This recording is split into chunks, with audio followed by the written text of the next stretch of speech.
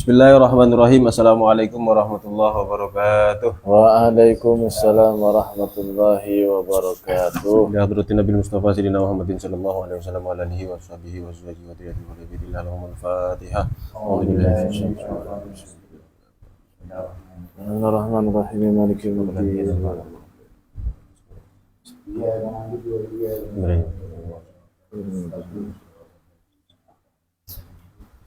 Wa zinina Sayyidina Basuki rahimahullah wa sallallahu alaihi Muhammad bin Umar Nawawi bin Umar yang ada di dalam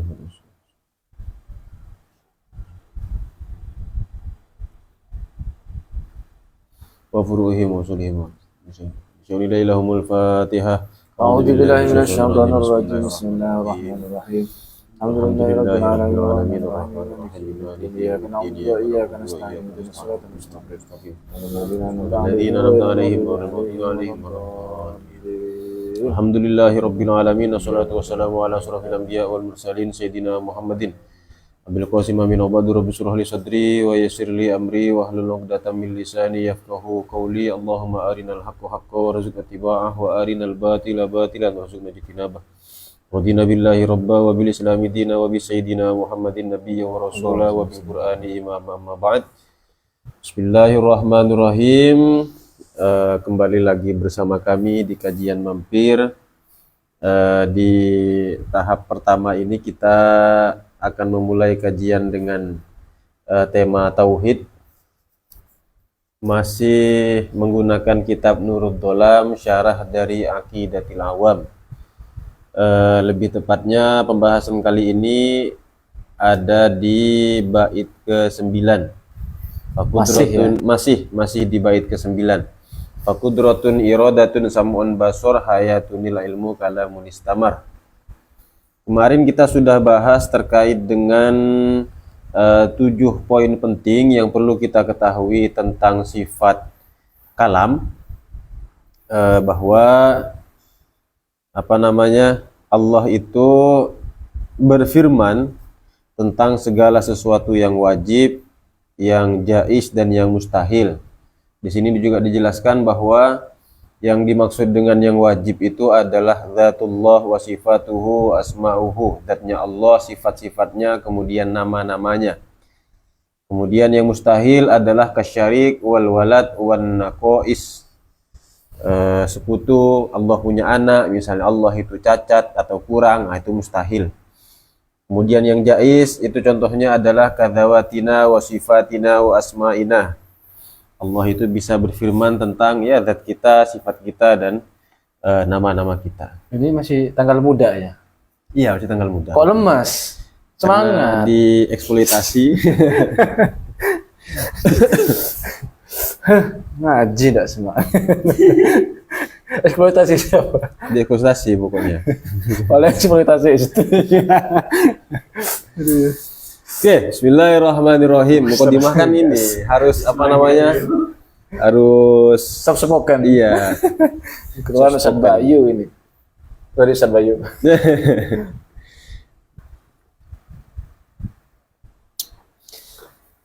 Bismillahirrahmanirrahim.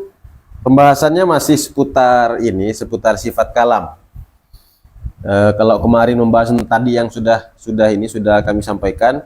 Nah, sekarang kita akan membahas tentang beberapa riwayat yang menjelaskan atau yang berkaitan dengan kalam Allah, bahwa Allah itu memiliki sifat kalam, kira-kira demikian. Bismillahirrahmanirrahim. Qala al-mu'allif rahimahullahu ta'ala bihi wa nafa'ana bihi wa bi ulumihi wa madana fi madadihi wa nuwarihi fid darin amin. Amin. Bismillahirrahmanirrahim. Di kitab saya kalau yang punya seperti ini di halaman 79. Bismillahirrahmanirrahim. Akhrajat Tabrani an Ibnu Jubairin anhu alaihi salatu wassalam. Diriwayatkan oleh Imam At-Tabrani, kemudian beliau mendapatkannya dari Imam Ibnu Jubair, kemudian Imam Ibnu Jubair mendapat riwayat ini dari Nabi. Annahu qala, yang mana Nabi Muhammad bersabda, auhallahu ila Musa alaihi salam, bahwa Allah itu berfirman, mewahyukan kepada Nabi Musa alaihi salam, inni ja'altu fika asyarata alafi sama'in. Kata Allah kepada Nabi Musa, aku menjadikan 10.000 pendengaran kepadamu. Jadi Allah membuat Nabi Musa itu memiliki 10.000 pendengaran. Hatta sami'ta kalami, sehingga engkau, kata Allah kepada Nabi Musa, bisa mendengar kalamku, wa asyara ala filisanin hatta ajabtani. Kemudian aku juga menjadikanmu 10.000 lisan, sehingga hatta ajabtani, sehingga engkau bisa menjawab kalamku. Itu firmannya Allah kepada Nabi Musa. Wa akhrajal Qadai, kemudian diriwayatkan oleh Imam Al-Qadai, annallaha kallama Musa bi mi'ati alfin wa arba'in. Sesungguhnya Allah berfirman kepada Nabi Musa bi mi'atin alfin wa arba'in, dengan 140.000 kalimat. Loh, katanya tidak berupa ini, tidak berupa tidak berupa huruf, tidak berupa suara. Ini kok disebutkan bimi'ati alfin wa arba'ina alfa kalimatin. Kok disebut 140 kalimat? Wa makna dzalika, maksud dari 140.000 kalimat itu adalah annahu fahima makna yu'abbaru anhu bihadzal iddati bihasabi kasfil hijab. Maksudnya adalah bahwa Nabi Musa memahami makna yang dinyatakan, yang difirmankan oleh Allah itu dengan jumlah kalimat yang tadi disebutkan. Jadi kira-kira makna yang ditangkap oleh Nabi Musa dari kalamnya Allah itu, kalau dikalimatkan kira-kira begitu, itu ada 140.000 kalimat. Jadi bukan ini ya, bukan firmannya Allah berupa huruf atau kalimat, tidak. Biasa bikas Kalau kalimat hijab, berarti kata ya. Iya. Bahasa Indonesianya. Seandainya atau sekiranya hijab itu dibuka, penghalang itu dibuka.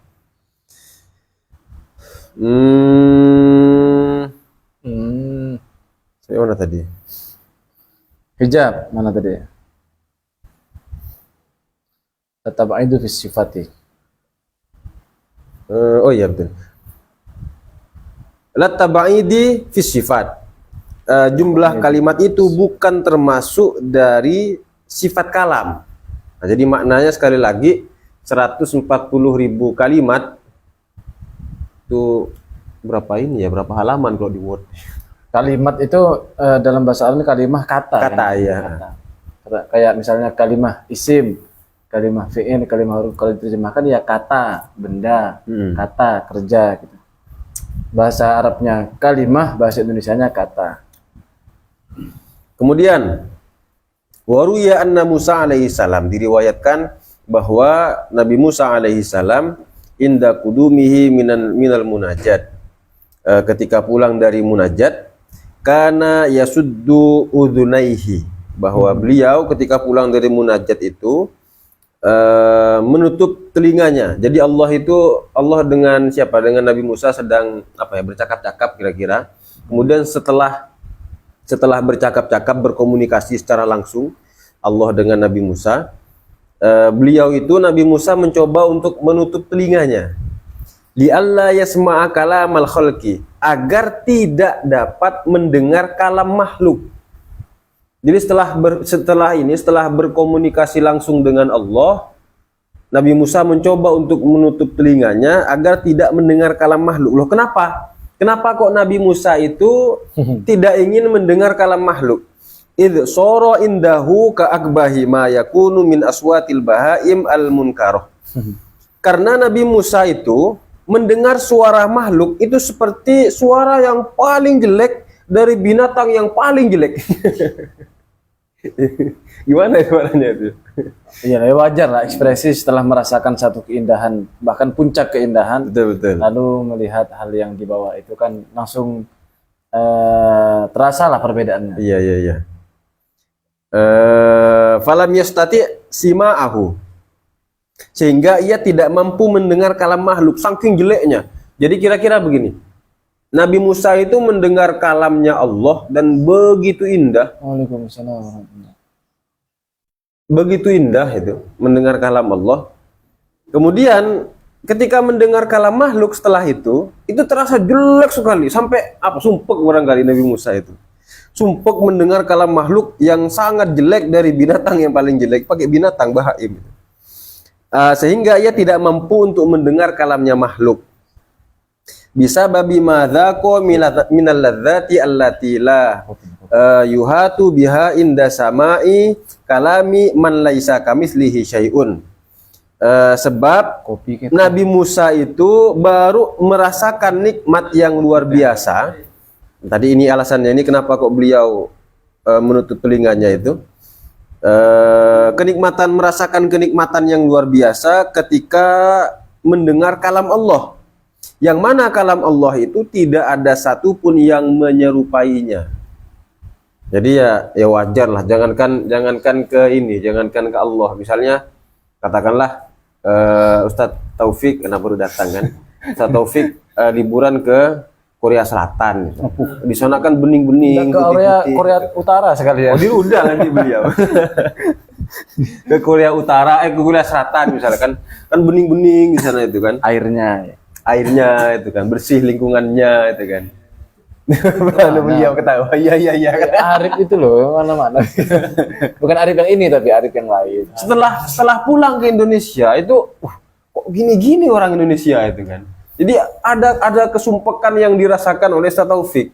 Oh, di sana bening-bening airnya, kok di sini malah keruh-keruh gitu kan. Ada yang warna coklat lah gitu. Kecuali air yang ada di Majelis Mampir. Oh iya betul. Warnanya hitam karena kopi. Sembari diminum. Atau dicentang enggak apa. Yang kalamnya Allah itu tidak ada satupun yang serupa dengannya. Wasoro yasma'u dabiban namlah as-sauda fil laili. Oh ini yang ini. Fil laili mudlimi min masirati asyrati farosikh.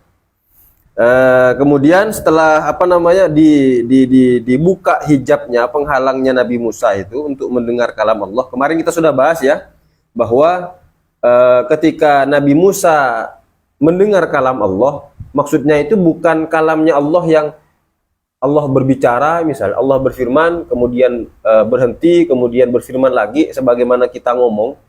Kalau kita ngomong itu kan ada permulaan, kemudian dijeda, kemudian dimulai lagi, dijeda lagi, begitu. Enggak.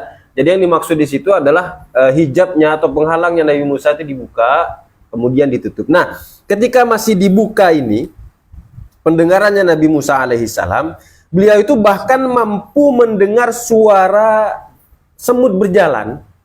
Di sini disilahkan dengan namlah. Namlah itu apa namanya? Kalau ular itu apa namanya? Melata. Melata ya. Iya, merayap. Merayap, Saya membayangkan tadi semutnya itu kayak ular. Jalannya itu kayak ular begitu. Ngikuti bing tak merayap. Kita merayap, terutama di musim-musim dingin kan. Karena nyari selimut. Tidak ketemu mana selimutnya ini. Jadi beliau itu bisa mendengar suara semut berjalan fil laili mudlim, di malam yang sangat gelap, min masirati asyarati asyarati farosikh, dengan atau dari jarak 10 farsah. 10 farsah itu tadi saya lihat kira-kira jaraknya itu kurang lebih 50 kilometer. 20 km dari sini ke Pasir Panjang aja. Kayak Daredevil berarti ya. Oh iya, Daredevil. Kalau di teman-teman mengikuti film Marvel itu ada Daredevil, orangnya buta itu. Tapi punya kekuatan super. Iya. Mendengar sampai jauh. Kalau sini Mempawah itu 70-an kayaknya, 70 km. Ya, semut yang ada di sana sedang ngapain atau sedang berjalan itu sampai didengar sama Nabi Musa. Saking mungkin barangkali kalau dibahasakan itu saking tajamnya pendengaran beliau. Waqat asyraqa wajuhu bin nur. Ini dia. wajahnya Nabi Musa itu kemudian memancarkan cahaya. Kayak tadi kan gelap lagi malam ini kan. Datang satu motor terakhir ini kok terang gitu kan. Taufik datang gitu. Allah. Bersama dengan Al-Qur'an yang ada di kepala beliau. Di kepala. Oh, enggak dari bawah ya. Ternyata gini. Kemudian setelah berkomunikasi, berfirman, bercakap-cakap langsung dengan Allah, wajahnya Nabi Musa itu kemudian memancarkan cahaya. Ah, ini yang paling mind blowing ini. Fama ro'ahu ahadun illa ami. Tidak ada satupun yang menyaksikan Nabi Musa, melihat Nabi Musa, kecuali ia itu akan buta. Saking bersinarnya gitu. Wajah Nabi Musa itu. Fakana karena sudah buta, ada orang melihat kemudian buta itu. Fakana yamsahu ar-ra'iya wajahu mimma alaihi. Lalu Nabi Musa itu mengusapnya. Mengusap orang yang melihat wajahnya Nabi Musa, sehingga orang tersebut itu yang kena efek dari cahayanya itu, fayaruddullahu alaihi basorohu, lalu Allah mengembalikan penglihatannya. Karena kejadian ada orang yang sampai buta itu, fata borokou, kemudian Nabi Musa itu menggunakan penutup wajah. Karena bersinar wajah beliau, ada orang melihat kemudian sampai buta itu, sama Nabi Musa diusap, kemudian kembali normal. Allah kembalikan penglihatannya dengan normal. Nah, karena kejadian itu Nabi Musa itu kemudian menutup wajahnya. Li'alla tadhhaba absarun nas. Apa tujuan beliau menutup wajahnya itu? Agar penglihatan orang-orang itu tidak hilang. Indaru yatihi, ketika melihat Nabi Musa. Ditutup itu. Wabakia, ini yang juga lebih mind blowing ini. Wabakia burku ya. Ala wajhi ila an mata. Penutup wajah itu sama Nabi Musa terus menerus ditutup sama beliau wajahnya itu sampai beliau meninggal. Ini sebenarnya diceritakan juga di kitab Tijanut Darorin. Oh, ada juga ceritanya. Ya, karena pengarangnya kan sama.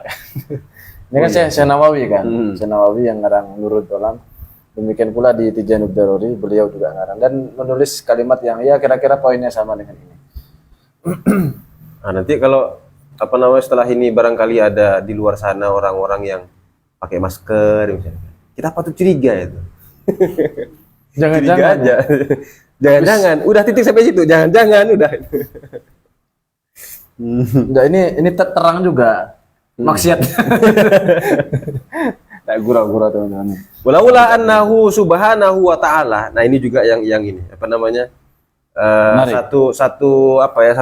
satu poin penting lah barangkali.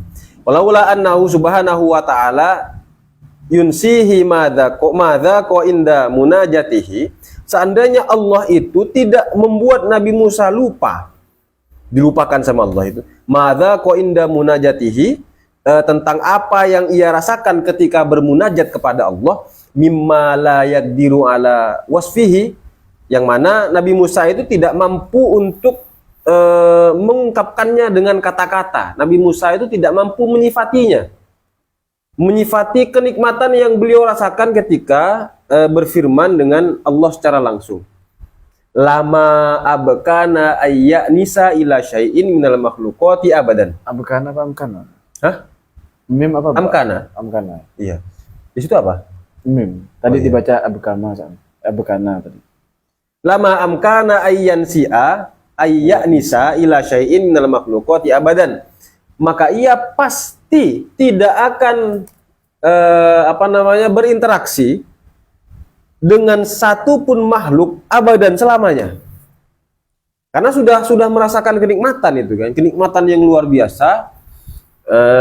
Allah lupakan, untungnya sama Allah dilupakan itu Nabi Musa dengan kenikmatan yang barusan beliau rasakan.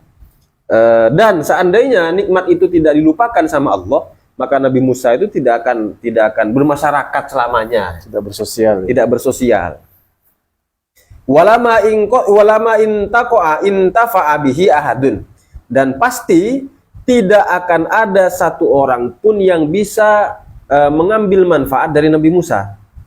Kalau semisal beliau itu sudah sudah terlalu nikmat dengan kalam Allah. Fasubhanahu min latifin ma ausa'a karomahu wa andoma jalaluhu.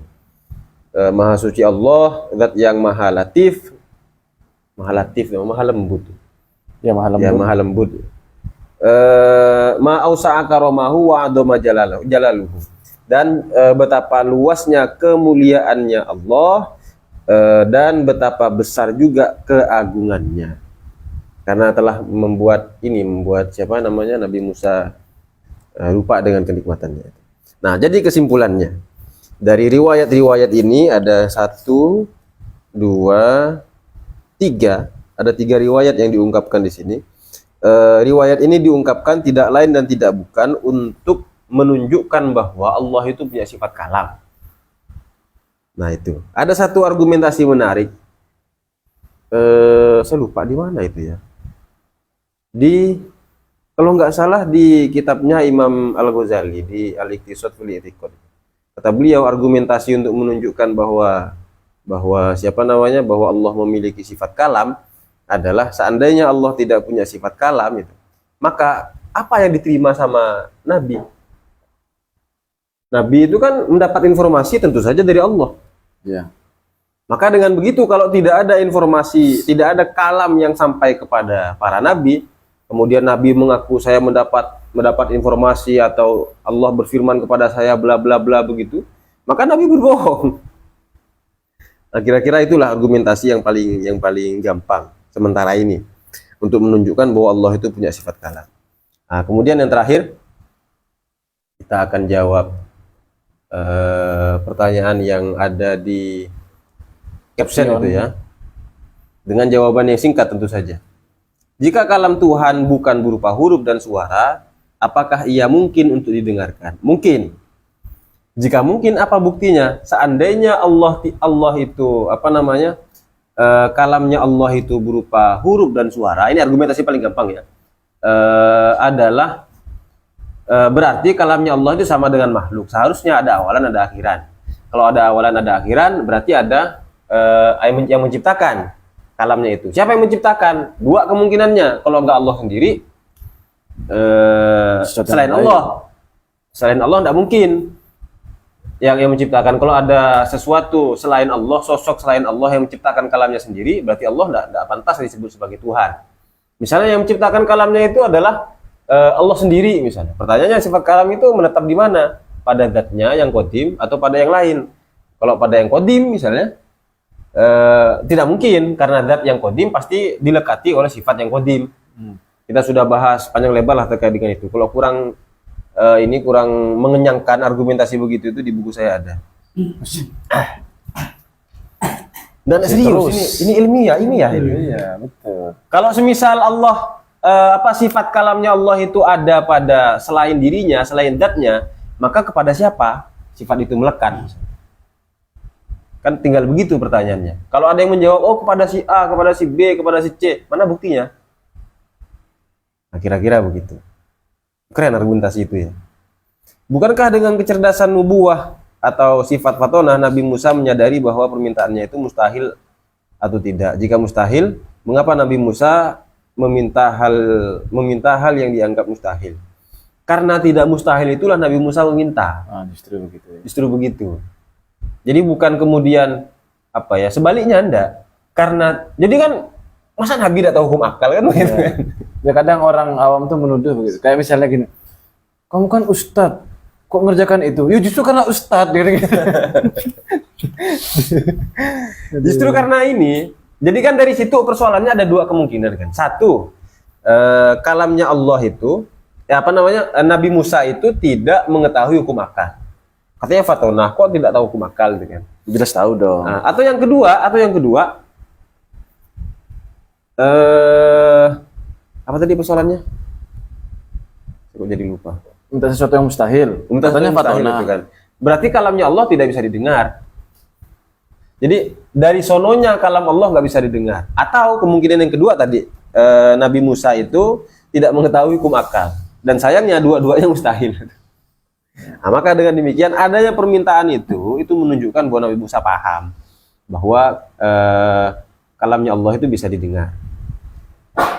Nah, kira-kira itu jawaban-jawaban singkat. Kalau nggak puas ya cari pemuas di luar. Ya keterbatasan Itulah. waktu ya. Nah, Karena kita masih punya ada 2 kajian. iya ada 2 kajian. Oke, sementara itu dulu yang bisa kami sampaikan. Selanjutnya kita akan beralih ke kajian fiqh.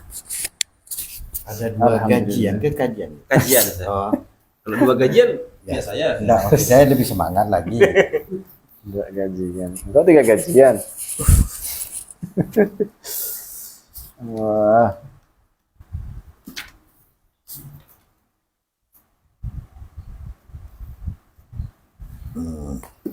Mau tiduran dulu. Ya, Mau tiduran dulu. tiduran. Iya. Enggak lah, kalau gajian mau. Gajian tuh. Oh.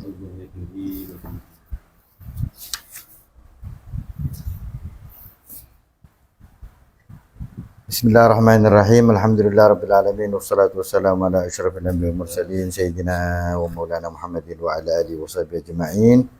Kita lanjutkan ke kajian fikih sampai kita di bab at-taghayyur taqdiri.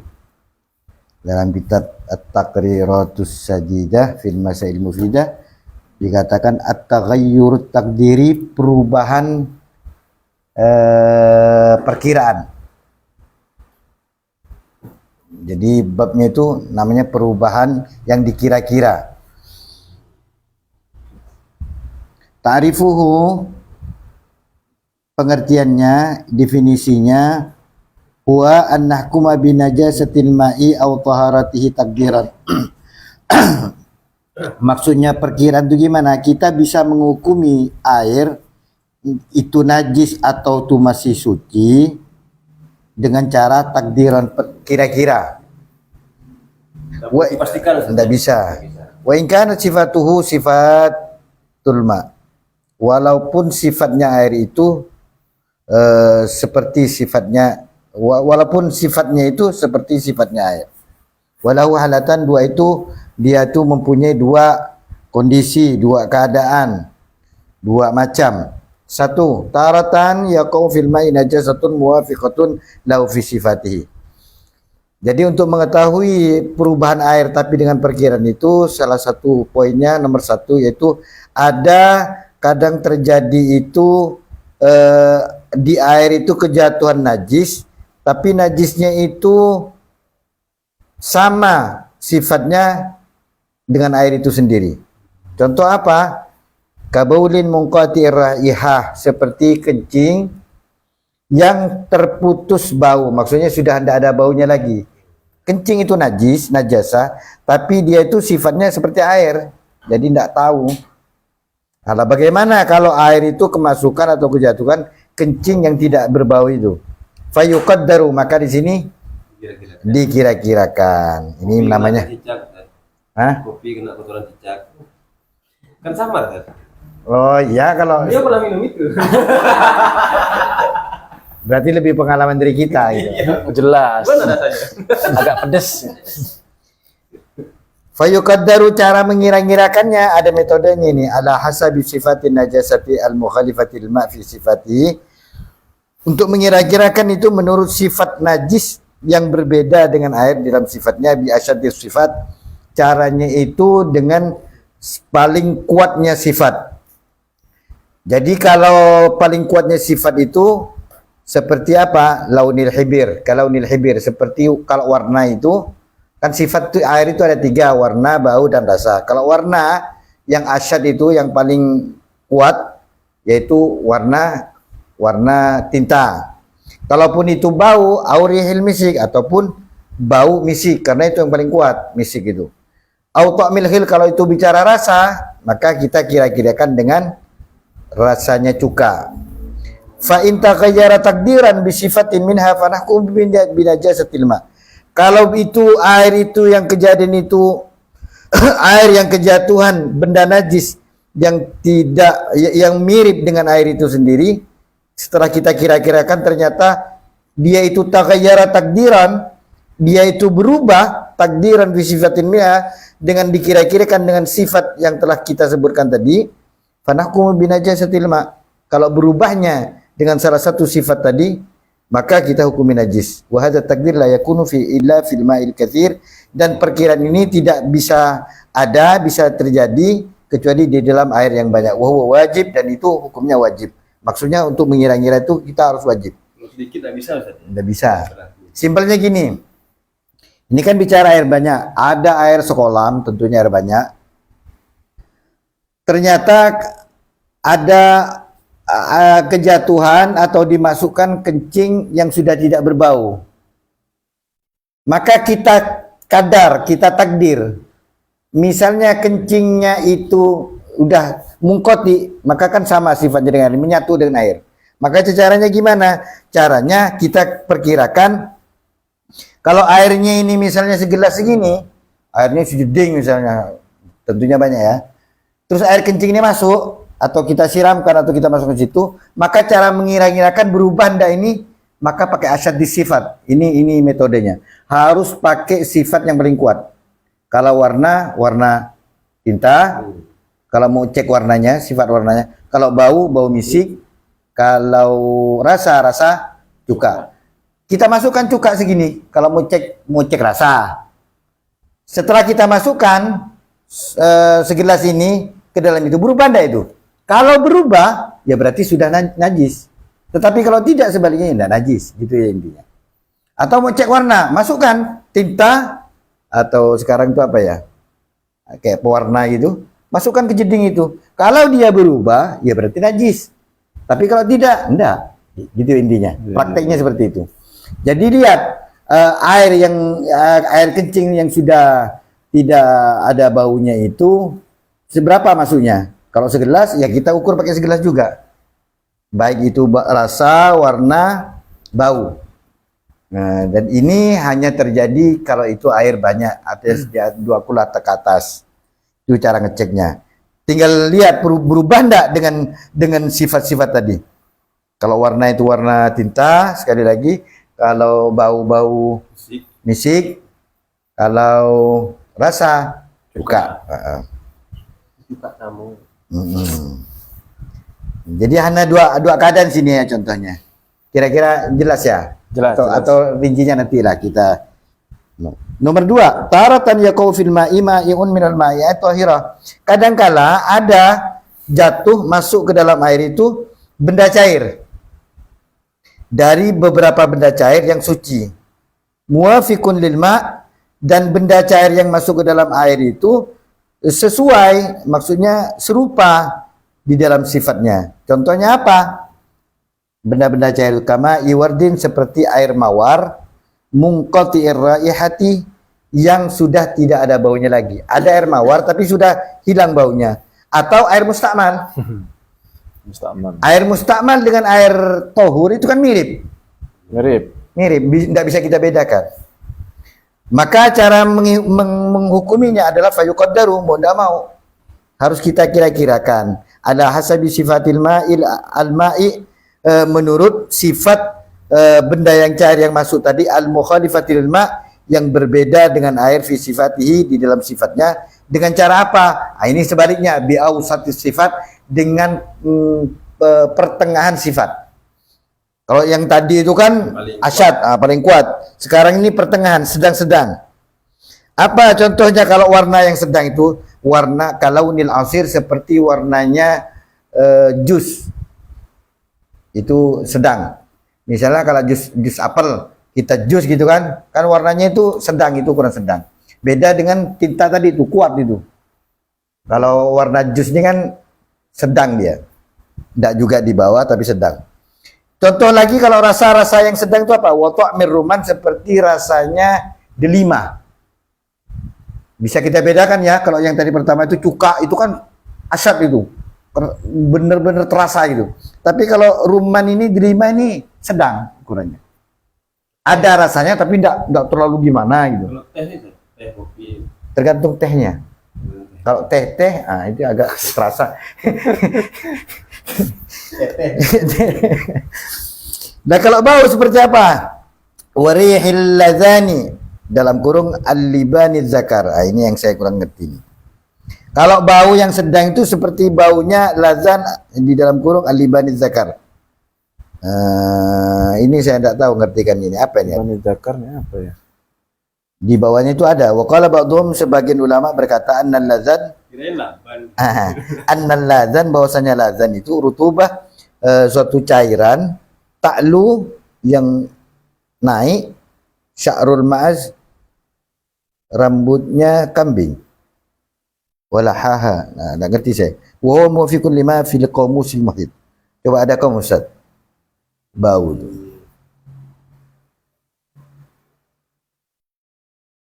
Ini bau yang sedang. Ada.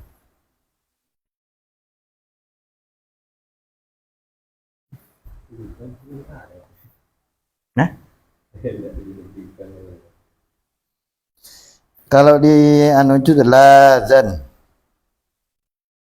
Atau kita lanjut ya. Fa in taghayyara takdiran bi sifatin minha, kalau dia itu berubah dengan perkiraan dengan salah satu sifat darinya, fa nahkumu annal ma' tahirun wa laysa tahuran. Maka kalau terjadi perubahan, maka kita hukumi air itu adalah tahir, airnya suci, wa laysa tahuran, tapi tidak bisa dapat mensucikan. Fala tajuzu taharatu bihi, keterangannya adalah kalau air itu suci tapi tidak mensucikan, maka tidak bisa kita menggunakan air itu untuk bersuci. Wa hadza takdir yakunu fil ma'il qalil wal ma'il katsir. Perkiraan ini bisa terjadi baik itu banyak ataupun sedikit. Wa huwa mandub, tapi hukumnya ini mandub, sunnah. Kita mengira-ngirakan perubahan air yang dalam kondisi seperti ini itu sunnah. Maka karena itu sunnah, falau hajama 'alal ma'i biduni ijtihadin sahhat taharatu. Oleh karena itu, apabila dia langsung hajam ini langsung dipakai air itu, tidak pakai dikira-kira lagi, maka itu biduni ijtihad, tanpa dia ijtihad lagi, maka sahhat taharatuhu, maka sah bersucinya. Jadi intinya gambarannya, kalau ada air baik itu sedikit atau banyak, kalau kemasukan benda cairnya itu suci, yang cocok dengan air yang dicampurinya, seperti apa? Seperti air yang munqatirah, seperti air mawar atau mustakmal. Kalau air mawar kita ngerti kan? Yang banyak tidak paham ini air mustakmal. Kemarin saya nonton video itu, alhamdulillah agak ngerti. Gini kasusnya. Maka perubahan cara mengira-ngira tadi udah bisa ya. Biausati sifat dengan sifat yang sederhana, tengah-tengah. Kalau rasa itu rasanya rasa delima. Kalau baunya itu bau apa tadi? Belum ketemu. Kalau warna adalah warna perasan atau jus. Begini ceritanya. Jika air itu kemasukan air mustakmal, maka kita perkirakan kalau air itu kita rubah menjadi air delima, apa? Delima ya? Ruman. Saya terjemah apa tadi? Delima ya. Atau kalau bau itu bau yang masih dicari, atau kalau warna itu warna jus, praktiknya begini. Kadang itu orang terjadi sama seperti teman kita kemarin yang nanya itu. Orang wudhu nih, ini kan pembahasan air sedikit atau banyak. Air seember itu kan sedikit. Kemudian kita wudhu, langsung memasukkan tangan ini, tidak ada niat iktiraf.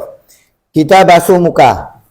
Tentunya karena ini wudhu wajib, tentunya ini mengangkat hadas, maka air yang dari muka ini ketika turun ke bak tersebut, maka air ini air mustakmal.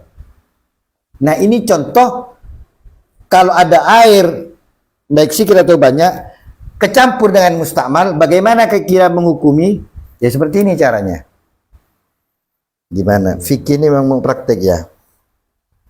Jadi misalnya ada ember. Ya. Ini misalnya ini bak ya. Kita wudhu nih, saya wudhu nih, langsung nih kira-kira ini air sedikit nih. Saya tumpahkan muka ini, airmu yang dari muka ini ke sini Ustaz. Saya masukkan lagi. Berarti yang jatuh ini kan mustakmal. Ini perbandingan takdir. Lalu kita untuk menghukumi gimana? Berubah enggak ini dengan air mustamal? Tadi kan cara menghukumi itu pakai perkiraan. Kita pisahkan dulu air mustamal ini. Saya basuh muka, saya ambil ini, saya tuang ke satu tempat. Kira-kira berapa banyaknya? Anggaplah segini ya. Nah, untuk air. Nah, ini kan air mustamal, mau dimasukkan ke air yang tohir. Kita campurkan gini. Berubah enggak dia? Lihat perubahannya. Kalau ini yang dimasukkan adalah warna-warna jus, atau bau itu bau masih dicari, atau kalau kemenyan. Kita gaharu Ustaz. Ya betul, kurang lebih. Kayu gaharu gitu. Misalnya air gaharu atau air perasan, bukan perasan susu ya, perasan jus itu. Kita campurkan ke sini. Masa enggak ada yang ngira ke sana Ustaz memang?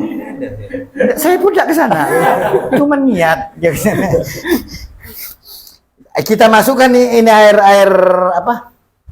Yang punya sifat sedang. Yang punya sifat sedang, baik itu tadi itu. Nah. Jus ke kemenyan Iya. atau berubah enggak dia? Kalau berubah, ya sudah, dia enggak tohur. Ya. Airnya suci, tapi tidak bisa bersuci. Bentar. Kalau harus eksperimen, itu berarti bukan menduga jatuhnya. Pasti. Apa enggak begitu? Maksudnya? Jadi kan seolah-olah dari penjelasan beliau itu kita harus eksperimen ya kan ya? Kayak begitu Ustaz. Ya enggak harus dicoba langsung. Kita kira-kira gimana sih gitu. Masalahnya ya ngerti, kalau sudah eksperimen kan berarti nyata. Ya, pasti. Cara menghukumi kan pakai perkiraan nih, Ustaz. Iya, tadi kan air mustakmal misalnya katakanlah segini air mustakmal. Iya, anggap habis kita kita ambil tadi katakanlah air jus misalnya. Air jus kita tuangkan ke air itu. Kira-kira berubah atau enggak kan begitu. Nah, itu namanya takdiri. Air jusnya itu sampai kita tumpahkan atau enggak? Enggak lah. Ya kita tumpahkan lah. Maksudnya prakteknya. Maksudnya perkiraan itu kan bagaimana kira mau mengira-ngira? Sampelnya mungkin begini. Kalau sekiranya Sabar Pak. Sabar. Kok kayak marah gitu? jadi ke 1,9 liter itu berubah, kalau 10-nya gimana gitu. Kan jadi kelipatan lagi. Itu takdir. Iya. Berarti kan udah sampai ditumpahkan. Ya ditumpahkan loh, San. Iya, kalau itu Untuk mengetahui. Ya, kalau ditumpahkan, kemudian misalnya berubah, katakanlah begitu ya. Berarti kan perubahannya itu adalah sesuatu yang bisa kita pastikan, bukan dikira-kirakan lagi. Ya kira-kira itu namanya, San. Enggak, San. Kalau sudah terjadi dan kita bisa melihatnya dengan nyata gitu itu. Kan enggak nyata pasti garu mutahhir ataupun tohir. Kan enggak bisa. Mungkin perkiraannya itu di volume kayaknya. Air yang suci bab sebelumnya dan air yang dijadikan sama. Ambil satu contoh ya, misalnya. Gini. Belum. Saya potong.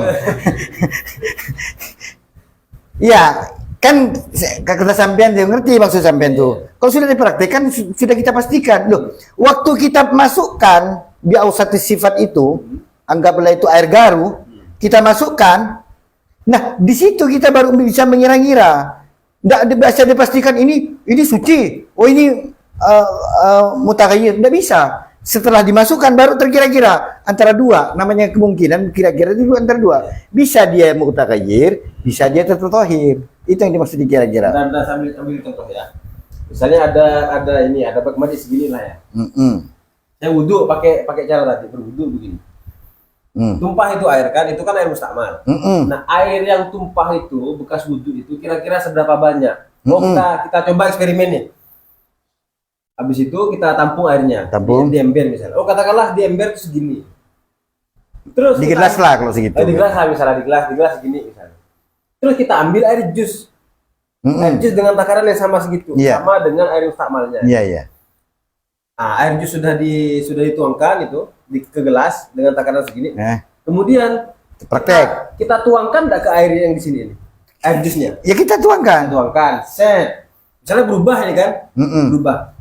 Oh, kalau semisal dengan air jus dengan jus air ini berubah, berarti tadi itu air mustakmal. Jadi air mustakmal kan? Jadi kalau begitu itu bukan lebih tepatnya mutaghayyir gitu. Tahu ya, mutaghayyir. Berarti dengan begitu jatuhnya itu bukan ngira-ngira. Memastikan kalau begitu. Ya di awal memang dipastikan begitu. Cuma nanti kejadian berikutnya lagi, apakah perlu diulangi lagi eksperimen-eksperimen? Kan nggak perlu kan? Iya, nggak perlu. Nggak perlu. Nah, Karena kan kita di udah dapat peristiwa berikutnya itu tinggal kira-kirakan aja ini seberapa banyak sih airnya. Oh segini. Oh kira-kira. Berarti kalau dimasukkan. sampelnya. Paham, gua paham. Nah iya begitu Paham. maksudnya. Ya, jadi maksudnya gini, kan bisa Tetap mengira-ngira gitu. Itu perkiraan atau kepastian jadinya. Gini. Dengan langkah-langkah berikutnya. Sebelum ke sana. Enggak langsung saja. Enggak sebelum sana. Kok langsung sana? Enggak, soalnya ada kajian ketiga. Enggak. Apa kajian ketiga? Kajian Terakhir sebelum ke sana. Jadi pas kita nuangkan air jus tadi itu kan, berubah itu. Pertanyaan saya, ketika kita melihat air itu berubah, kita akan menilai perubahan itu sebagai sesuatu yang pasti atau enggak? Pasti. Pasti kan? Ya. Kita dapat sampel dari itu. Sampel yang kita dapatkan pasti atau tidak? Pasti. Pasti kan. Terus kita gunakan sampel itu di kasus-kasus selanjutnya misalnya. Nah itu dia yang perkiraan. Itu yang disebut perkiraan itu Ya. kan. Jadi bagaimana bisa kita memperkirakan, menilai sesuatu itu sebagai dugaan, sebagai perkiraan yang diambil dari sampel yang pasti? Ya enggak apa-apa. Nggak apa-apa. Enggak, Paham, Ini ya. kita asasnya itu Ustaz, kaidahnya kan kaidah perkiraan Ustaz. Ya, betul. Ini kalau saya banting ini pecah enggak? Apa aja? Pecah enggak? Tidak tahu. Belum ada eksperimen. Kan? Betul, Alasan. kan? Enggak kejujuran ilmiah saja lah. Lah iya nggak tahu. Kalau saya banting pecah enggak? Nggak tahu. Alasan. Ayo yang waras. Ini kalau saya banting pecah enggak? Pecah pasti. Jangan ini. Ini kan HP 4 jutaan. Nggak tahu. Itu kaca misalnya. Kaca ini dilempar dengan misalnya apa? Dengan HP inilah dilempar. Kaca itu pecah enggak? Kira-kira pecah. Nah, itu dia maksudnya. Tapi kan Kok bilang iya, tapi kan pada contoh kaca ini kan belum terjadi. Makanya saya Iya. bilang kira-kira. Heeh. Iya. Iya, kira-kira itu. Iya, itulah Tapi kira-kira. dalam kasus tadi itu justru kan beritumpah. Iya. Iya Iya, kan? gini. Tahu Ya, dari mana kalau kaca itu pecah kalau saya lempar ini? Kalau saya lempar pakai ini. Berdasarkan pengalaman yang Sebelumnya. terjadi secara pasti, iya. Sebelumnya kan. Iya. Sekarang ini kalau saya lempar, tadi kamu bilang pecah, itu perkiraan atau kepastian? Yang barusan ini. Nah, Perkiraan. itu dia maksudnya sama seperti itu. Di awal dengan sampelnya.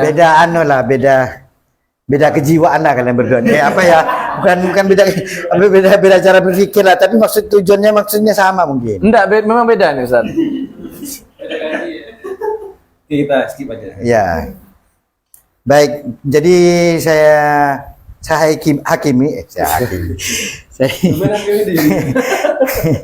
Jadi intinya kalau kita mau lihat perubahan air itu dengan cara takdiri, mengira-ngira kalau itu air yang masuk itu air yang kemasukan benda najis, maka kita cara mengira-ngirakan itu pakai sifat yang paling kuat. Kalau warna-warna tinta, kalau baunya misik, kalau rasa cuka. Tetapi kalau air itu kemasukan benda yang suci, bukan benda najis, bercampur dengan air yang suci, maka cara mengira-ngirakan itu berubah atau tidaknya. Cara mengira-ngirakan itu dengan sifat yang sedang. Kalau baunya garu, kalau rasa jus, kalau warna jus, kalau rasa delima. Jadi kurang lebihnya hanya di dua kejadian ini bisa terjadi. Wallahu a'lam bishawab. Semoga bermanfaat bagi saya pribadi dan masyarakat muslimin atau audien yang gaib ataupun yang hadir, sama-sama dapat manfaat. Wallahu a'lam bishawab. Kita lanjutkan ke kajian tasawuf. Bismillahirrahmanirrahim. Kita akan lanjutkan di kajian Minhajul Abidin, kitab yang membahas tentang ilmu tasawuf, karya Al-Imam Al-Ghazali. Bismillahirrahmanirrahim. Kitab yang saya pegang ini adalah syarahnya, yakni Sirajut Thalibin, yang dikarang oleh Syekh Ihsan Muhammad Dahlan Al-Jampesi Al-Kediri. Ini orang Kediri, salah satu ulama kebanggaan asal Indonesia. Bismillahirrahmanirrahim. Langsung saja ya, tidak usah pakai muqaddimah, langsung qala al-muallif saja. Qala al-muallif rahimahullahu taala wa nafa'ana bihi wa bi'ulumihi wa madana bi madadihi wa anwarihi fid dharain amin. Fa in qulta kaifa yumkinu al-insanu ayasbiru bihaitsu la yaqa'u minhu dzambun albattah min saghirin aw kabirin. kalau ada di antara kalian yang bertanya, mungkinkah seorang manusia itu bisa bersabar sehingga dia tidak mengalami satupun perbuatan dosa sama sekali, mulai dari kecil sampai dia besar? Atau pendek kata, mungkin tidak sih ada orang yang tidak pernah berbuat dosa sama sekali, mulai dari kecil sampai besar? Mungkin tidak? Ada pertanyaannya begitu. Belum jawab. Kaifa wa anbiya'ullahi salawatullahi alaihim wasalamuhu alladzina hum asyrafu khalqillahi subhanahu wa ta'ala. Demikian pula, mungkinkah seorang nabi atau para nabi, di sini bahasanya para nabi alaihi wassalatu wassalam, yang mana mereka semua itu adalah makhluk Allah yang paling mulia, juga tidak pernah berbuat dosa sama sekali, mulai dari kecil sampai besar. Qad ikhtalafa fihim ahlul ilm. Nah, ini dijawab kemudian. Dalam persoalan ini, para ulama atau ahli ilmi itu berbeda pandangan. Hal nalu hadhihi darajah amla? Apakah mereka itu bisa memperoleh derajat seperti ini atau tidak? Jadi sekali lagi, apakah manusia termasuk juga para nabi tidak pernah melakukan perbuatan dosa sama sekali, mulai dari masa kecilnya sampai masa dewasanya? Benar enggak? Apakah itu mungkin atau tidak mungkin? Para ulama beda pendapat. Fa'lam anna hadza amrun mumkinun ghair mustahil, tsumma huwa hayyinun. Ketahuilah bahwa untuk manusia pada umumnya tidak pernah berbuat dosa sama sekali, mulai dari kecil sampai besar, itu adalah perkara yang mungkin, bukanlah perkara yang mustahil. Tsumma huwa hayyinun. Kemudian dipermudah oleh Allah Subhanahu wa taala. Wallahu yakhtassu bi rahmatihi may yasha. Allah mengkhususkan rahmatnya kepada orang yang Ia kehendaki. Demikian pula kepada para nabi. Nah, para nabi, para rasul itu kita yakini mereka memiliki sifat amanah, terjaga zahir batinnya dari perbuatan maksiat. Zahirnya misalnya maksiat-maksiat zahir seperti mabok, zina, judol, dan seterusnya. Ya kira-kira begitulah ya. Para nabi, para rasul tidak mungkin berbuat maksiat zahir. Demikian pula tidak mungkin mereka melakukan perbuatan maksiat batin, sombong, riya, ujub, dan seterusnya. Tidak mungkin mereka memiliki sifat-sifat atau maksiat-maksiat yang seperti itu. Tidak mungkin mereka lakukan. Akan tetapi sebenarnya para ulama itu berbeda pendapat. Di sini saya baca syarahnya. Sekalipun ada yang berpendapat bahwa hal itu bisa saja terjadi, tapi kesalahan ataupun dosa yang kecil, satu kecil, dan yang kedua dosa kecil yang dilakukan itu tidak sengaja. Tidak sengaja. Contoh adalah Nabi Musa alaihissalam. Suatu ketika beliau dalam masa pelarian ketemu ada orang yang menghalangi beliau. Lalu oleh Nabi Musa itu didorong. Kira-kira kalau cuma didorong doang, minggir, jatuh, mati enggak kira-kira? Ya. Kan enggak kan normalnya kan? Ini mati orang itu. Berarti Nabi Musa membunuh orang. Secara syariat kan membunuh orang kan berdosa kan? Tapi ini tidak sengaja. Unsurnya unsur ketidaksengajaan. Maka dosa yang seperti ini langsung terhapus. Ada yang berpendapat bahwa hal itu mungkin terjadi kepada para nabi. Ingat ya, itu dosa kecil dan tidak sengaja. Ada yang bilang dosa hanya tidak sengaja saja, tidak melibatkan, tidak harus dosa kecil, hanya dosa unsur ketidaksengajaan saja. Nah, lalu di sini juga ada penjelasan tambahan dari beberapa kesempatan yang pernah kita diskusikan mengenai perbuatan yang dilakukan oleh Nabi Adam. Ada penjelasan menarik juga di sini. Yang mana di sini dijelaskan bahwa Nabi Adam ini di-framing atau dianggap telah berbuat maksiat, telah melakukan dosa gara-gara melanggar perintah Tuhannya, yakni wala taqrabu hadhihi syajarah, jangan kamu dekati pohon ini. Akan tetapi kemudian Nabi Adam dan istri beliau yakni Siti Hawa melanggar larangan tersebut, sehingga kemudian memakan pohon yang konon bahasanya adalah buah khuldi itu, Akhirnya gara-gara itu terusirlah mereka dari surga. Nah, di sini ada keterangan yang menarik untuk menunjukkan bahwa apa yang dilakukan oleh Nabi Adam alaihissalam itu bukanlah perbuatan maksiat. Bukanlah perbuatan yang bisa dikategorikan sebagai dosa. Apa alasannya? Karena singkat saja di sini disebutkan bahwa perintah atau larangannya Allah itu spesifik. Perhatikan ayatnya, wala taqraba hadhis sajarah. Ini saja nih. Gitu loh. Ini menarik, kita simple tapi langsung ke akarnya, langsung ke akar permasalahan. Jangan minum air yang ini ya. Lalu kita berijtihad. Oh, berarti yang ini boleh dong. Gitu loh. Berijtihad. Akhirnya kita minum. Ternyata setelah diminum salah gitu. Sama dengan begitu juga. Nabi Adam itu dilarang, jangan kamu dekati pohon ini. Lalu ada pohon yang jenisnya sama di sekitar situ. Nabi Adam berpikir, berijtihad. Oh, yang dilarangkan yang ini. Yang itu boleh dong. Akhirnya berijtihad, ngambillah dari situ, gitu loh. Sehingga bisa dimengerti ya.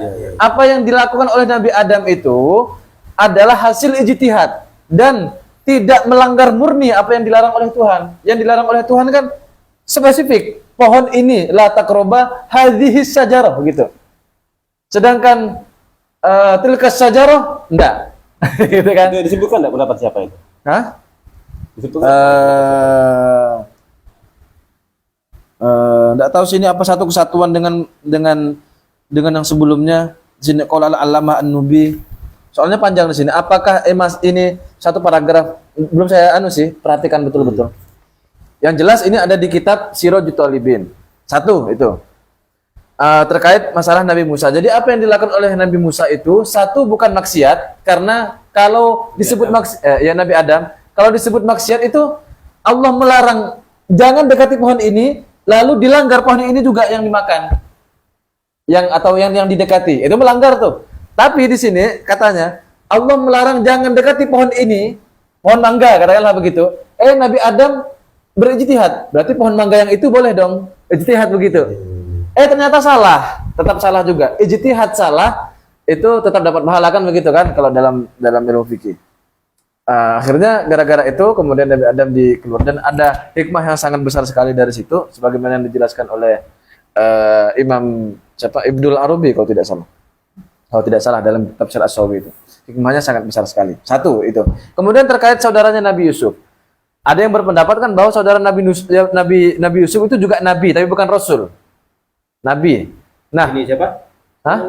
Siapa namanya? Benyamin. Iya, Benyamin. Enggak spesifik dijelaskan sih di sini. Oh. Terus.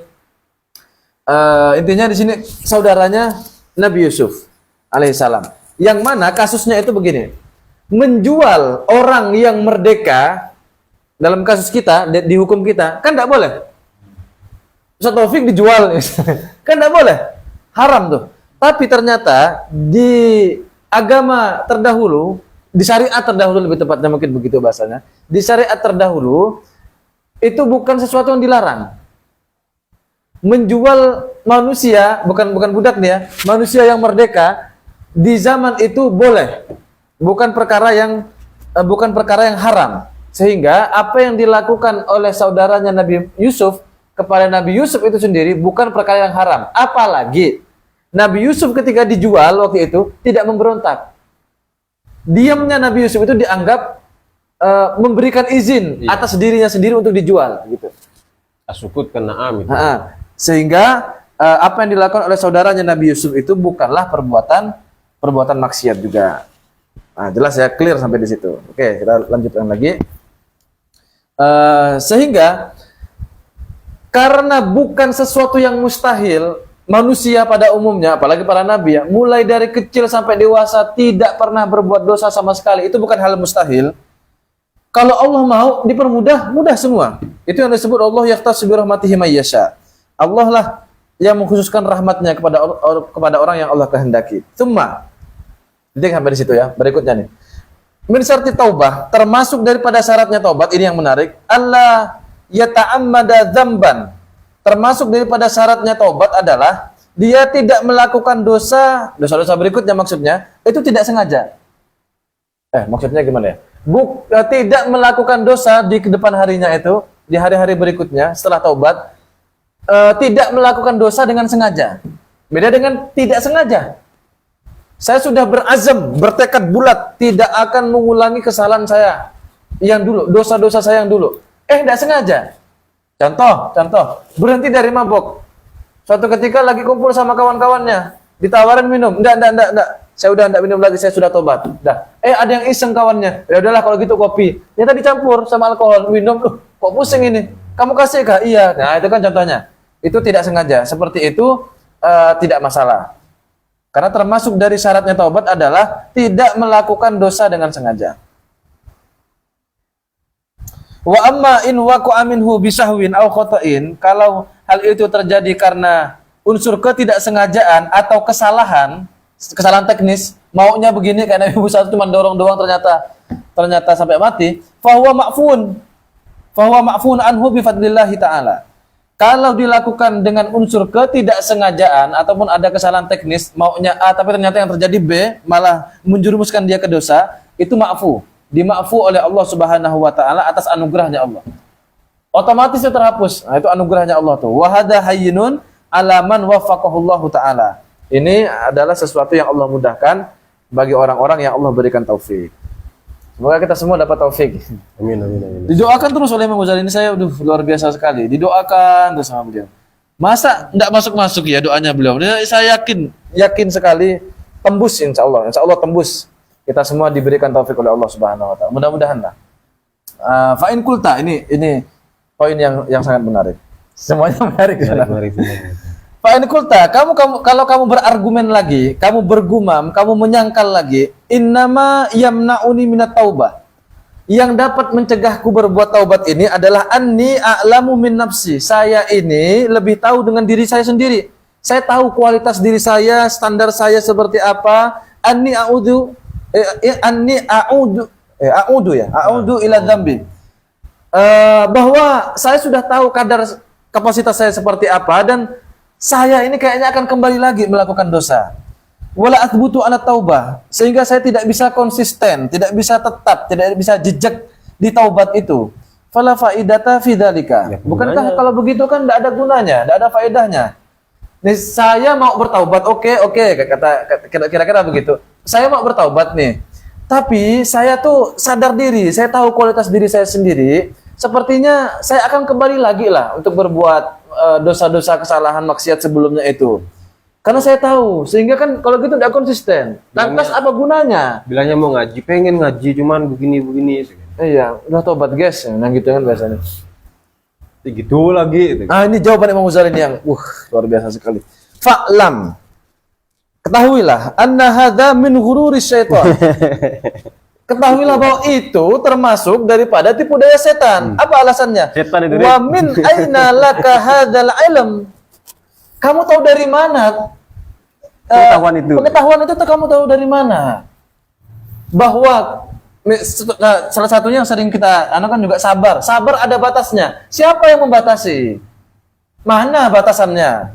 Itu kan sebenarnya bukan ada batasnya. Kita yang punya mindset bahwa sabar itu terbatas sehingga kita membatasi diri. Begitupun juga dengan mau bertaubat nih. Harusnya kan tekad kuat, yakin betul tidak akan mengulangi lagi, kan begitu kata Imam Ghazali kan. Tapi dia ini ragu, sepertinya tidak bisa lah, saya tidak akan baik lagi sehingga saya tidak konsisten. Kalau gitu kan tidak ada gunanya. Tahu dari mana kamu? Tahu dari mana? Dapat dari mana kamu ilmu begitu itu? Itu tipuan setan, kata Imam Ghazali begitu. Fa'asa antamuta ta'iban qabla an ta'uda ila dzambi. Boleh jadi ketika kamu memaksakan diri untuk bertaubat itu, lalu kamu mati dalam keadaan berusaha bertaubat itu, sehingga kamu tidak pernah kembali ke dosa. Saya ingat ini obrolan kita waktu itu. Apa tuh? Yang saya bilang itu setan itu. Gitu kok sama Ghazali ternyata. Belum tahu ya, saya belum sampai ke sana. Nanti. Nah, yang kita makan di rumah Pak Tamrin itu. Iya, nanti saya pikirkan lagi itu. Benar nggak ke sana arahnya? Benar, Imam Ghazali yang bilang. Belum tentu. Belum. Kita lanjutkan dulu. Tahu dari mana itu? Ya tunggu dulu, makanya nanti kita diskusikan. Oke. Jadi pengetahuan seperti itu tidak bisa dipercaya karena itu adalah termasuk dari ghururnya setan atau tipu daya setan. Memang Wa ammal khaufu minal aud, sementara kekhawatiran, adapun kekhawatiran untuk kembali lagi ke dosa tersebut, fa alaika al azmu wasidqu fi dzalika. Kalau kamu khawatir, muncul kekhawatiran untuk kembali ke dosa-dosa atau maksiat sebelumnya itu, kamu harus bertekad, kamu harus istiqomah, harus concern dalam azam kamu itu, wa alaihi itsmam, dengan hal itulah kamu bisa menyempurnakan taubat sehingga sampai ke maqamut taubah.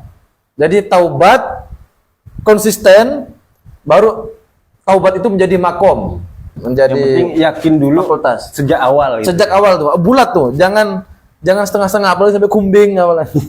Ada bahasa kumbing itu kan. Fa'in atamma fadzakal maksud min fadlihi. Kalau nanti kamu sukses bisa menyempurnakan itu, maka maksud itulah yang disebut dengan itu termasuk dari anugerahnya Allah. Itu termasuk anugerah yang Allah berikan. Wa illam yatimma, kalau itu tidak sampai sempurna, tidak sampai kita ke maqamut taubah, faqad ghufirat dzunubuka as-salifah kulluha. Maka dosa-dosamu itu yang telah lalu itu sudah dihapuskan oleh Allah. Wa takhallasta minha wa tatahharta wa laisa 'alaika illa hadzal dzambu. Udah kan, dosa-dosa yang lalu itu sudah bersih semua, sehingga kamu terbebas dan juga tersucikan dari dosa-dosa tersebut, dosa-dosa yang lalu maksudnya. Walaysa 'alaika, tidak ada lagi bagimu illa hadzal dzambi, kecuali dosa yang sekarang nih baru aja kamu lakukan, alladzi ahdatstahu al-an, yang mana baru kamu lakukan sekarang ini. Wa hadza huwa ribhul azim, dan ini adalah keuntungan yang besar sekali. Wal faidatul azimah al-kabirah, ini adalah satu faedah, satu keuntungan yang sangat luar biasa, yang sangat agung sekali. Fala yamna'ka khauful audi anit taubah, janganlah kekhawatiran untuk kembali berbuat dosa itu membuatmu tercegah untuk melakukan perbuatan taubat. Fa innaka minat taubah abadan baina ihdal husnain. Nah ini nih, husnain. Husnayain. Husnayain ya, husnayain. Iya ya. Oh iya, husnayain. Fa innaka minat taubati abadan baina ihdal Husnayain. ke pelicuk terus. Husnayain. Nah, itu dia. Sesungguhnya engkau kalau sudah bertaubat itu, sudah berazam untuk melaksanakan taubat, maka selamanya kita itu berada di dua kebaikan. Titik dulu sampai di situ. Nah, prosesnya kan begini. Pakai apa ya? Sini ada dosa nih, dosa kita yang telah lalu. Dosa, betul 4. Ini ada dosa, lalu taubat, lalu proses, lalu makom taubat. Kok makom taubatnya begini? Ini ada putih. Dosa yang telah lalu kita sekarang azam. Saya sekarang ini mau mulai taubat. Lalu konsisten menuju taubat. Nah, pertama setelah melakukan dosa, taubat. Setelah sudah bertaubat ini, bismillah saya bertaubat, konsisten. Dengan konsisten ini nanti sampai ke maksudnya. Ini maksudnya nih. Apa maksudnya? Yakni maqamut taubah, yang itu adalah fadlnya Allah, anugerahnya Allah. Nah, kalau kita sampai di sini berarti sudah itmam, sudah sempurna. Tapi tadi kan kita ragu. Kalau seandainya kita ragu, maka harus mantapkan diri. Kenapa demikian? Karena kalau kita masih bertekad, sekalipun belum sampai kepada maqamut taubah, maka dosa yang telah lalu nih, dosa yang ini nih sudah dihapus nih. Yang penting yakin dulu, taubat dulu, konsisten, dari situ saja sudah hilang dosa yang lama nih. Masih ada dosa yang baru, tapi kalaupun memang betul ke depannya kita berbuat dosa. Itu kalau nggak sempurna kan? Hah? Kalau tidak sempurna kan? Pak Ilham yatim kan? Iya, betul. Sekalipun kan itmamnya kan sampai di sini. Ternyata di sini misalnya terjebak ke dosa lagi. Nah, yang lalu ini sudah hapus, sudah hilang. Wow. Besar kan? Iya. Terus baru muncul dosa satu lagi ini. Tapi dengan catatan harus azam. Harus azam. Iya. Catatannya itu, catatan besarnya. Dosa, taubat, azam, maqamut taubah. Ini maksudnya, tujuannya. Itmamnya, sempurnanya sampai di sini. Sempurnanya. Dosa, azam, istiqomah. Ya, azam dan istiqomah tuh di Oh sini. iya. Ini skemanya sudah saya baca. Itulah kira-kira. Dosa, taubat, azam dan istiqomah sampai penyempurnaan, itmam, maqamut taubah. Jadi kalau kita ternyata dalam prosesnya yang penting sudah konsentrasi, kalau sudah istiqomah ya, dan kita bertekad, kalau dalam proses menuju maqamut taubah ini ternyata terjebak dalam perbuatan dosa, ini sudah hilang nih dosa yang lalu. Wow. Kalau nyampe, apalagi sudah hilang semua dosa itu. Lalu apa lagi yang ditunggu? Itu saya langsung tidak punya alasan saya. Saya baca, iya ya. Nah, lalu muncul kan dalam hati kita, tapi berat kayaknya. Dari mana tuh? Coba, dari mana? Setan. Iya kan? Berarti betul saya waktu itu ya? Belum. Jangan mengganggu konsentrasi saya dengan itu. Saya tidak sedang membahas itu dulu. Ini kita konsen ke pembahasan kita. Jadi kalau kita menunda-nunda taubat itu, ya gimana ya? Ya ini kan saya hanya membacakan, mohon maaf ya, tidak bermaksud menggurui. Saya membacakan apa yang disampaikan oleh Imam Ghazali, tapi ya agak beban moral juga sih sebenarnya. Dan gara-gara beban moral itu, bismillah, mudah-mudahan kita semua, ya tiba-tiba Ustadz Ruswan hadir, temannya Ustadz Taufik, siapa? Hah? Bang Jeffrey tiba-tiba hadir. Kira-kira itu kebetulan saja atau Allah takdirkan? Takdirkan. Allah takdirkan. Kok pas ya kayak gitu loh. Ya kita semua lah maksudnya. Kalau kemarin Nabi Adam setelah keluar dari surga, lalu Allah merindukan Nabi Adam, Allah ajarkan kalimat taubat dengan mengajarkan doa, Rabbana dzalamna anfusana wa illam taghfir lana wa tarhamna lanakunanna minal khasirin. Dapat kalimat taubah itu Nabi Adam membiarkan atau ngamalkan? Ngamalkan. Sekarang kalimat taubahnya yang kita dapatkan adalah kalimat taubah dari Imam Ghazali. Tinggal mau ngamalkan atau mau biarkan.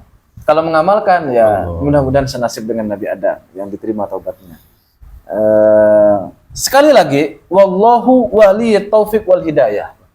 Didoakan lagi oleh Imam Ghazali. Ini SMS nih ya, SMS dari Imam Ghazali. Di bab ini yang paling banyak ya. Hah? Yang paling banyak didoakan sama beliau. Sebelum-sebelumnya kayaknya nggak ada di bab ilmu, nggak ada kayaknya. Nggak ada. Coba nanti sekali kita tukar. Saya yang baca tauhid atau siapa yang baca ini dan sinau dulu. Baca kesendirian. Boh. Ngeri sekali. Nggak bisa berkata-kata. Nggak bisa berkata-kata. Saya di warung kopi. Enggak lah saya cerita. Saya di warung kopi padahal kita bacanya itu. Dan Allah lah walinya taufik. Wali itu ya Allah yang punya taufik nih. Terserah kan Allah mau kasih ke siapa aja. Kayak misalnya istri saya walinya ayahnya gitu. Terserah kan ayahnya mau nikahkan ke saya atau enggak. Terserah walinya lalu dinikahkan. Yang punya taufik itu adalah Allah. Ya terserah Allah mau dikasihkan ke siapa. Allahu waliyut taufik wal hidayah. Asik latihan. Yang lucu tuh kalau taufik dikasih taufik. Kurang taufik. Hadihi. Ini kalimat yang menarik. Hadil jumlah hadihi azimah maksudnya. Saya akhiri sampai di situ saja. Berikutnya tidak kalah menarik terkait dosa itu ada banyak varian. Tidak hanya minuman, tidak hanya kopi. Ada kopi susu, kopi hitam, ada yang es, ada yang panas. Tidak hanya minuman, tapi juga dosa itu ada banyak variannya. Sehingga kita perlu tahu ini masuk klasifikasi yang mana, varian yang mana. Jenis-jenis dosa. Varian dosa yang ini cara tobatnya begini. Varian dosa yang ini cara tobatnya begini. Varian yang ini begitu seterusnya. Masalahnya kalau kita tidak tahu ilmunya, bisakah kita bertaubat? Tidak bisa. Makan ajar, ngajeh. Makanya di situ harus ada ilmunya dulu. Kalau sudah tahu ilmunya, minimal ada bekal untuk berbuat taubat. Mudah-mudahan Ustadz Bayu juga yang nonton secara online diberikan kemudahan, terutama dalam masalah perjodohan dan ekonomi. Iya betul dong. Betul. Dan juga kita semua yang hadir di tempat ini dapat taufik dan hidayahnya Allah Amin, Subhanahu amin, wa taala Allah. sebagaimana yang telah didoakan oleh Imam Abu Hamid Al-Ghazali. Demikian saya kembalikan kepada Qori Asal untuk menutup kajian kita pada malam hari ini. Oke, baik, terima kasih. Dengan berakhirnya bacaan atau kajian kitab tasawuf, ini sudah lengkap kajian kita. Di tauhid kita dikenalkan dengan Allah, di fikih dikenalkan dengan atau dikasih tahu tentang bagaimana cara beribadah yang baik. Di tasawuf kita diajarkan tentang bagaimana meningkatkan meningkatkan level kita kira-kira begitu. Masa itu tidak cukup? Kalau nggak cukup ya setan lah itu. Oke, demikian. Mudah-mudahan ada setan di sini. Tuh. Ya betul kan? Udah, keluar dulu dari. Mudah-mudahan semua yang kita pelajari mulai dari tauhid, fikih dan tasawuf bermanfaat bagi kita semua. Di kemudian hari mudah-mudahan senantiasa lebih baik dan seterusnya. Amin ya rabbal alamin. Demikian kita tutup dengan doa. Bismillahirrahmanirrahim. Subhanakallahumma bihamdika asyhadu an la ilaha illa anta astaghfiruka wa atubu ilaik. Assalamualaikum warahmatullahi wabarakatuh. Waalaikumsalam.